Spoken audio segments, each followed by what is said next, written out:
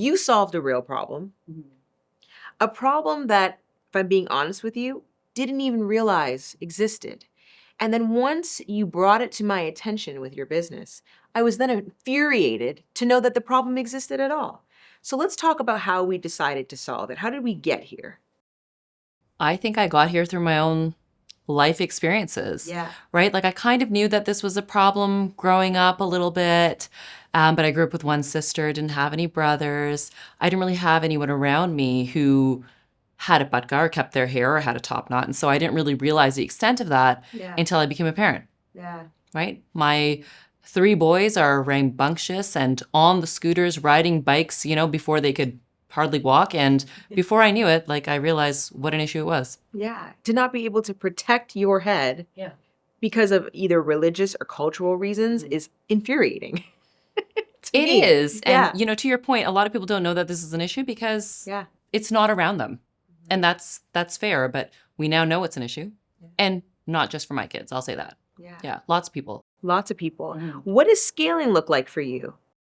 So right now for us, scaling really involves a lot of export. So we have our product right now is targeted towards Sikhs or people with top knots, people with a lot of hair. So we've had a lot of people actually from other communities reach out and say, this is actually a problem for my daughter who has really curly hair or just a lot of hair or whatever it is. And so for us, scaling really involves going to these export markets, whether there's a large population of Sikh individuals or people who do traditionally keep their hair in top knots for whatever reason that might be. Yeah. So your Dragon's Den experience, how was that? Do tell.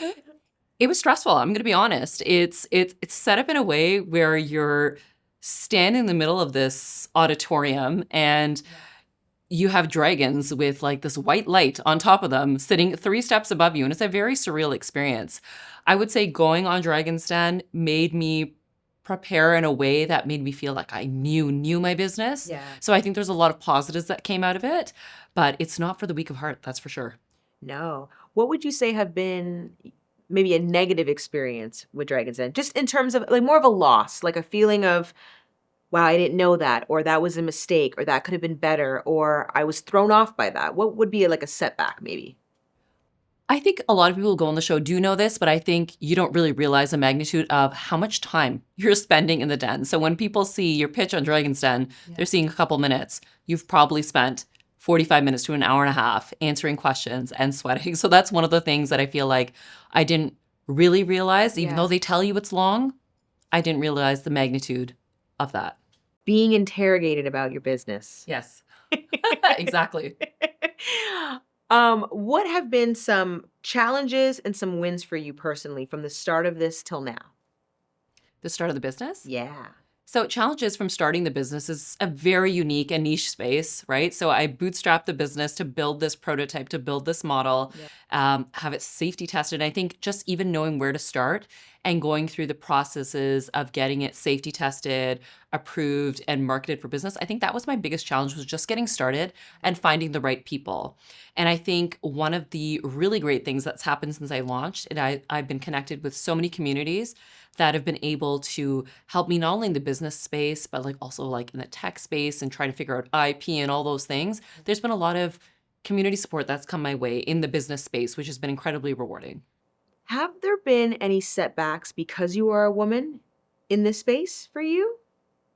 I think yes. It's hard to tell sometimes because there's so much positive energy that comes towards me, but I do think there are some setbacks. Like I am in a very niche market targeting the Sikh community. And so I come from a South Asian background. So being a woman is another, like, I have to stand out above the rest and explain why I'm worthy of making a decision on something that's happening. Even when it comes to creating helmets for my kids, I think I did face some criticism from others, even in my community, who felt like, oh, I don't know what I'm talking about, or this isn't necessary, or whatever it is. But I really relied on the fact that I am educated in this space. I'm an occupational therapist. I worked in head injury. I know what I'm talking about. Yeah. And so I tried to keep the fact that I'm a woman out of it almost, right? And just like, I know what I'm talking about. I have my facts. But I think it's inevitable. I think it's still there. And I hope one day won't be. I agree. I hope it won't be. It's still there though. You can sense it. It's still there. I feel it. Yeah. But one of the things I'll also say that I felt is the incredible support on the business side, right? All these programs that are designed to help women entrepreneurs. Yeah. Who was the first person you told this idea to? And what was their reaction? The very first person. So my husband and I kind of worked on it together. So he knew right from the beginning. Other than that, I tried not to tell a soul, to be honest. I think Yeah. the first person I told outside of that may have been my sister. I think I may have told my sister, who said, it's a great idea. But then aside from that, I had some friends, and on my 40th birthday, we went out to dinner, and one of them said to me, so Tina, what's your goal for your 40th year? And I said, well, I'm going to release this product I've been working on. And they were so shocked because I hadn't mentioned anything to anyone.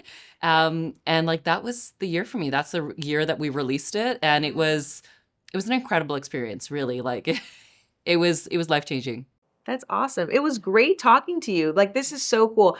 For me, I love to see problem solved, but especially when it comes to like the kids. Yeah. When it starts with the kids and their safety, like that's really special and meaningful. And you're really making a difference. Like, you're saving lives. So I think that's really meaningful. It's more than just a business. Like, you're doing something that actually gives back. Yeah, I feel good doing it because it's not just for me, it's not just for my kids. And I know we've kind of opened a door to looking at inclusivity in sports and sports equipment, not just for the Sikh community, but there's tons of other communities Oh, that yeah. don't have equipment to meet their needs. And so we're kind of challenging the status quo. I feel really good about that. Yeah. And if you ever wanted to scale into those areas, you totally could. I totally could with the right people to guide me in that direction. Yeah. Absolutely. Wonderful talking to you. It's nice to talk to you too. Yes. Thank you. You.